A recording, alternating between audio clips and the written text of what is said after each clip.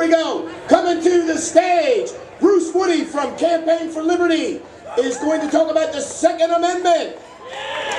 Bruce. Yeah, come on, y'all. Let's kick this thing.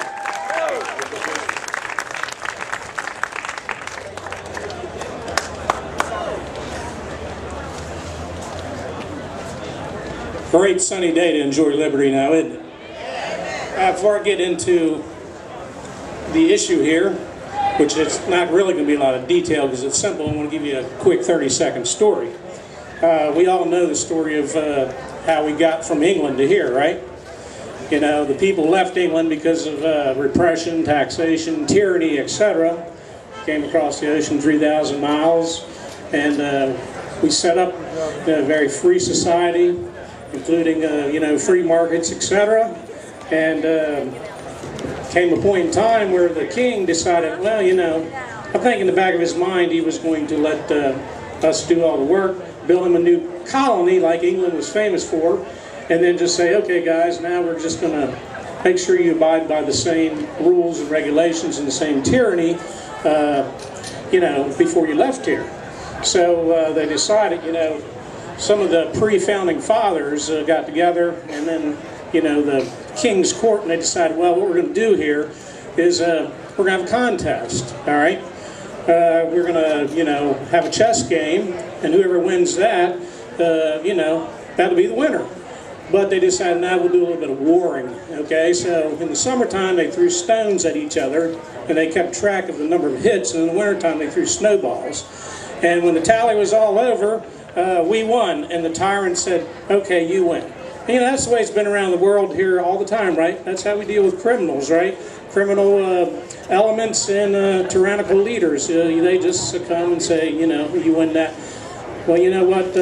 That's a story I got on Nancy Pelosi's website, and she's going to put that in next year's school curriculum. That's how we ended up winning our country with these type of games, right? You guys believe that? Okay, I didn't think so. I just had to mix it up a little bit here, get you stirred up. The Second Amendment was a no-brainer. It probably was the shortest and sweetest amendment of all. One sentence: a well-regulated militia, comma, being necessary to the security of a free state, comma, the right of the people to keep and bear arms shall not be infringed. Okay? Now, so, you know, the founding fathers, they did, you know, they spent a lot of time going back and forth on, you know, the actual Declaration of Independence, which Scott DeLong did such a nice job on. All the writers and the time spent and the long travel getting to, you know, the congressional congresses, etc., to come up with the Constitution, the Bill of Rights, etc. But they knew that after all that, there's one thing that couldn't be overlooked. We know how we got our freedom, and we know how we have to deal with tyrants. And tyrants come in many forms, both back then and now.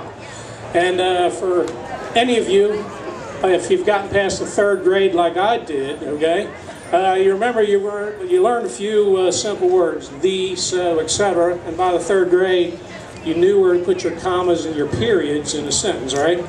So once again, the Second Amendment reads, a well-regulated militia, comma, being necessary to the security of a free state, comma.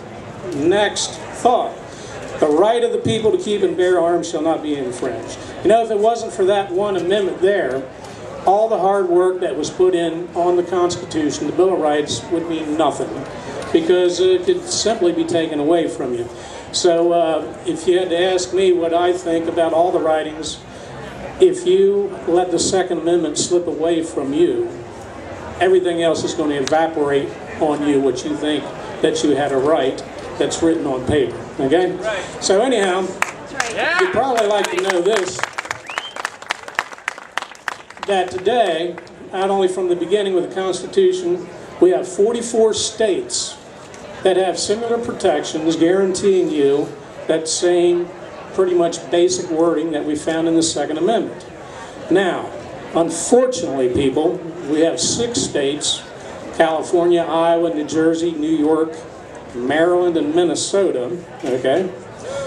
California, Iowa, New Jersey, New York have some vague meanings that kind of maybe infer, but really doesn't say specifically that the people or the populace have that right. Basically, in Maryland and Minnesota, you really have nothing.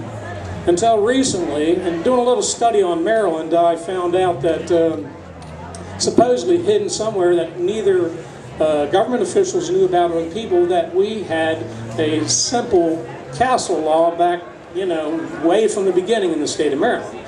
However, that just surfaced as one of the things that went through the legislature. And, talking with Patrick this morning, because I wanted to make sure nothing new had popped up overnight, they finally passed the castle law that you can protect your house. I mean, you can protect your property. However, it sounds good on the surface, like most laws, and how the media really doesn't tell you things that, the fine details of the point. You can still go to jail. They just won't sue you. They can't take any money from you, but they can set you in jail for a few years so you can't make any money. So that's how far Maryland has progressed for your right to bear arms, okay?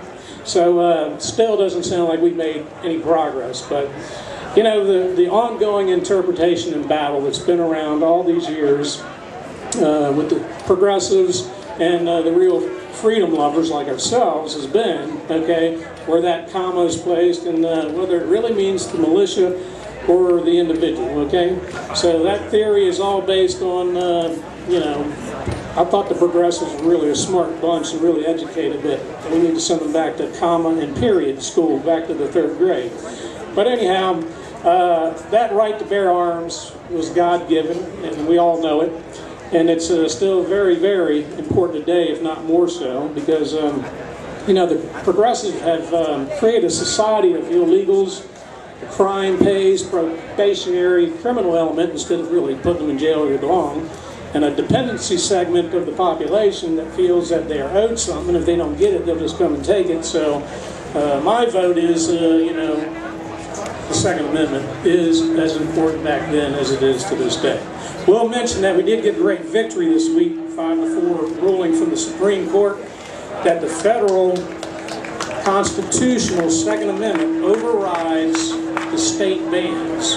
Okay, so we got the liberals scrambling at the moment, so everybody should applaud that. As a matter of fact, within 24 to 48 hours, Utah college campuses, they immediately honored the fact that if you had a right to carry permit, the first people to jump on the bandwagon was in Utah on the college campuses. They immediately were allowed to concealed carry, and you women that go to college, you ought to feel that's a very, very important right that you can retain if you're in Utah, anyhow. Okay, so basically, we the people in Maryland, we need to set the definition straight and get it right, okay? Because here in Maryland, it's still, like all the problems we fought over the Second Amendment, strictly boils back down to, is it the militia or is it the people?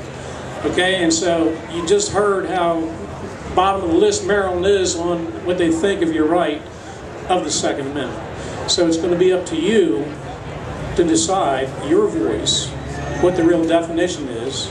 And after Maryland's being around for a couple hundred years and seeing how far that we have not got, okay, with your Second Amendment rights, you need to step up to the plate.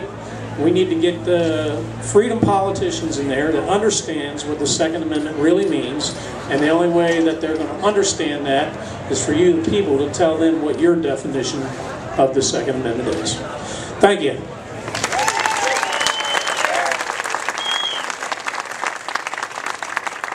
Liberty is all we need. Freedom is what we got. Liberty is what we want to pursue. Liberty!